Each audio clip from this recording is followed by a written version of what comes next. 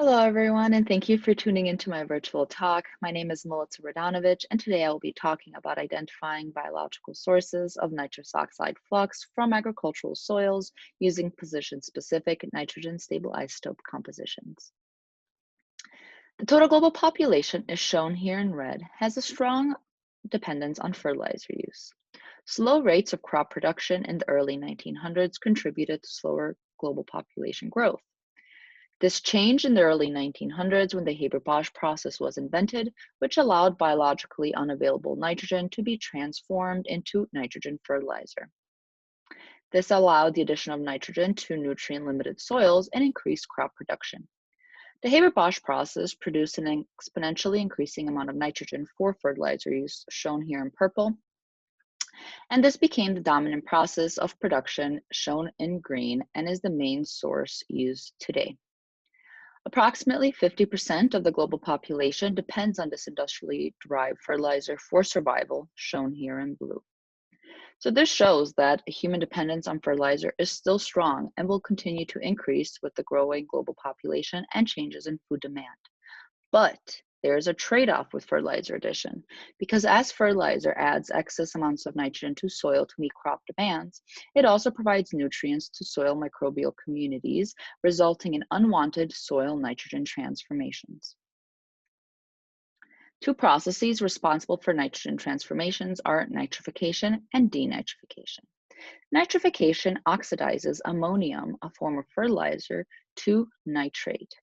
This nitrate can then be reduced to dinitrogen through a process called denitrification. Once nutrient requirements are overcome through the addition of fertilizer or creation of nitrate, then the processes are driven by different environmental conditions. The biological communities behind nitrification are more temperature sensitive and active at higher temperatures.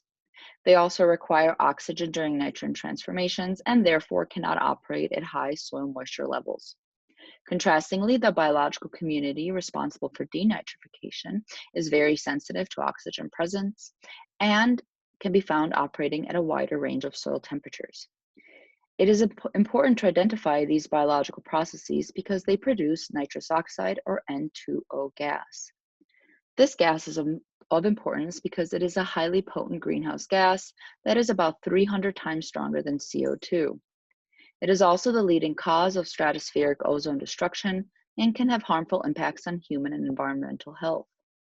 And approximately 70% of all anthropogenically produced N2O comes from agricultural soils. This makes it essential to identify sources of soil N2O flux from these extensively managed systems if we wish to curb global N2O emissions.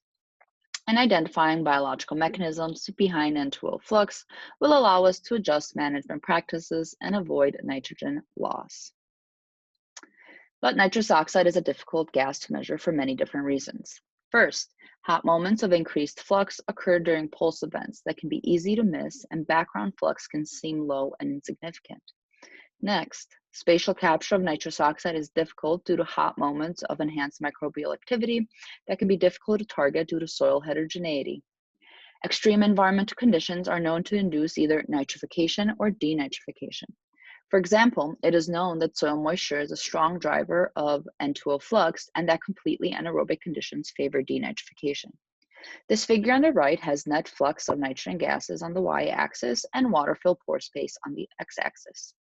Water-filled pore space is a proxy for how much water is found in soil pores, and higher values indicate anaerobic conditions. You could see nitrification is the dominant process at low soil moisture, shown here in the white, while denitrification dominates under anaerobic conditions, shown here in gray. Undisturbed soil environments are rarely a uniform soil moisture, and therefore there's usually going to be a mix of water-filled pore spaces going on. Additionally, field soils are typically somewhere here in the middle of a water-filled pore space percentage, again suggesting that a mix of microbial activity will be going on and producing N2O. Environmental conditions can be controlled in lab settings, and then biological origins can be determined. But field determinations of biological origins typically require environmental alterations, such as the use of the acetylene block technique or isotopic labeling experiments. Therefore, it is difficult to measure instantaneous biological sources of N2O in field settings without any alterations of natural environmental conditions. Our objective is to monitor the biological origin of N2O across seasonally changing soil moisture and temperature without the application of tracking techniques that will change environmental conditions, and this will be achieved by using position-specific nitrogen-stable isotope compositions of N2O. Position-specific stable isotope analysis uses the linear shape of N2O to determine the biological source of the gas. The central nitrogen in the molecule is in the alpha position, and then the terminal is in the beta position. The difference in the nitrogen stable isotope compositions between the alpha and the beta positions of N2O is called site preference, shown right here, and can help us determine the biological origin of N2O. On the right figure, we have the stable isotope composition of bulk 15N on the x-axis, and this is traditionally used to track N2O loss and determine biological origin.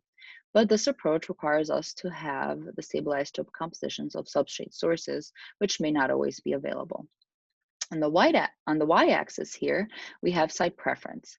Pure cultures of soil nitrifiers produce site preference values ranging from 30 to 40 per mil, shown in dark gray, while pure denitrifiers will produce values ranging from -10 to 0 per mil, shown in light gray.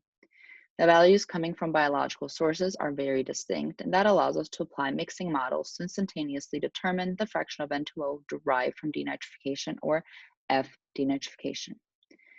The fraction originating from nitrification can then be calculated as the total N2O flux minus the N2O originating from F denitrification. Additional advantages to using site preference include that it is substrate independent and we don't have to sample soil for initial soil nitrogen stable isotope compositions.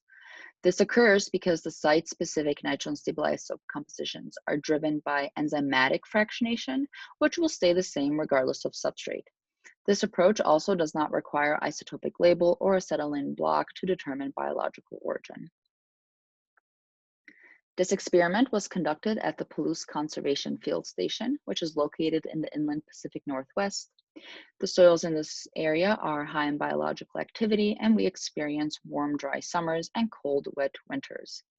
Soil plots were established and monitored from May to September of 2019 under a cover crop rotation with winter barley. Water was added on the first day of the experiment to reach anaerobic conditions, but fertilizer was not added during this observation period. Soil temperature and moisture were monitored at 5-minute intervals from 16 nearby locations. Soil N2O flux was monitored every 3 hours for a total of 8 daily measurements using a long-term soil monitoring system. And we were further able to measure site-specific nitrogen stable isotope composition of N2O during each measurement to determine biological source of the gas. Moving on to the results, in this top portion right here, we have daily N2O flux totals shown for each bar graph from our May to the end of September period. Next, we have precipitation, which was in rainfall during this observation period in millimeters. And finally, we have soil moisture. The dark gray portion is the N2O originating from nitrification, while the light gray portion is the N2O originating from denitrification. You could see that when there's higher soil precipitation, soil moisture, there's higher N2O fluxes. This decreases into summer as soils become drier and precipitation becomes more decreases. You could also see that the contribution from denitrification also is higher during these times and decreases into the drier summer months. But you could see that both biological processes are still actively producing N2O. We're also able to capture elusive hot moments of increased N2O flux, and we're able to determine their biological origin.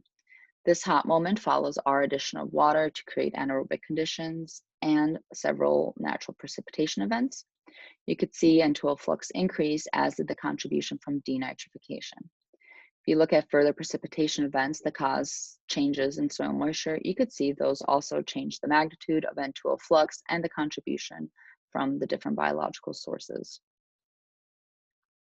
We synthesize the data across seasons. We have spring here that had the highest precipitation, highest soil moisture. We have summer that had the lowest precipitation, lowest soil moisture, but highest soil temperature. And then we have autumn that's somewhere in between. Spring had the highest magnitude of N2O flux compared to the other two seasons, but that decreased over time. The lowest flux occurred during autumn, and this is most likely due to nutrients being used up during the spring and summer months by crops and soil microbial communities. F-denitrification, or the contribution from denitrification, was also highest during spring, with 67% originating from denitrification. The lowest percentage occurs during summer, with only 54% of N2O originating from denitrification.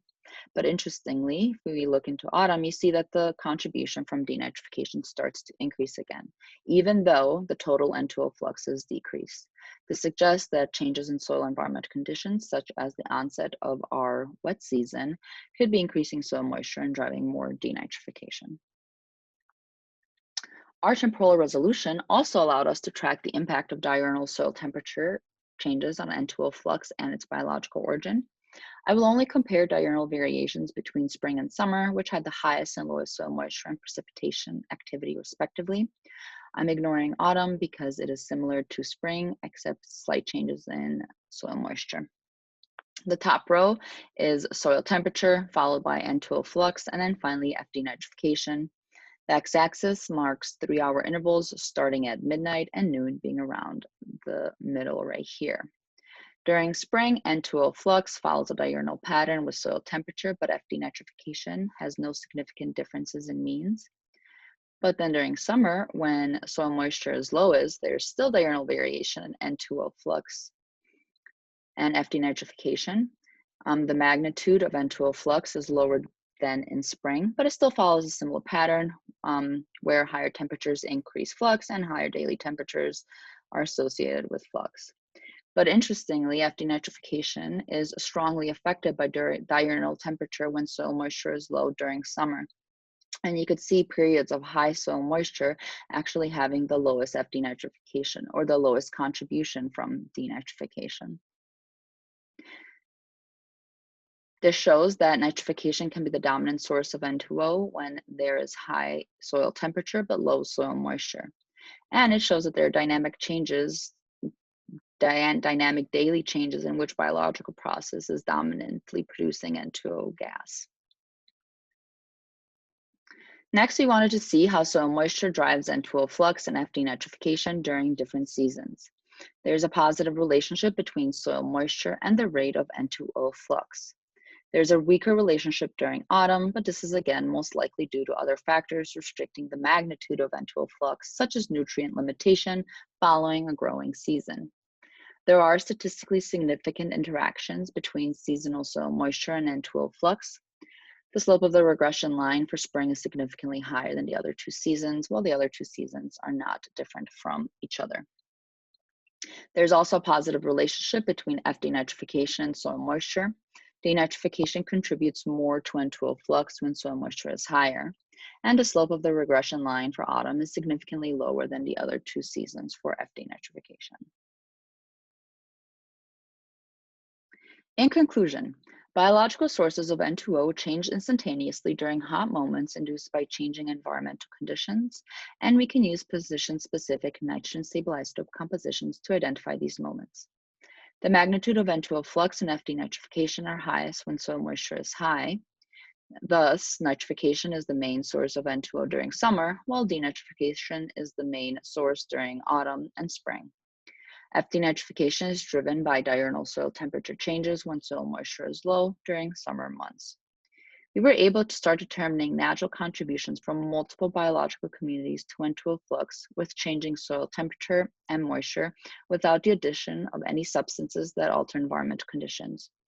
And we know that agricultural soils contribute to 70% of all anthropogenically produced N2O, but the biological organisms responsible for real-time gas flux are still not identified.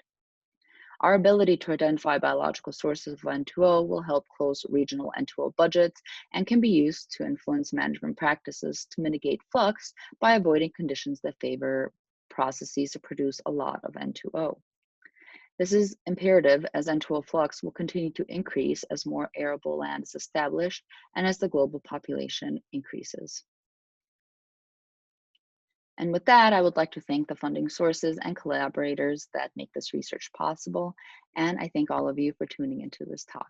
Thank you.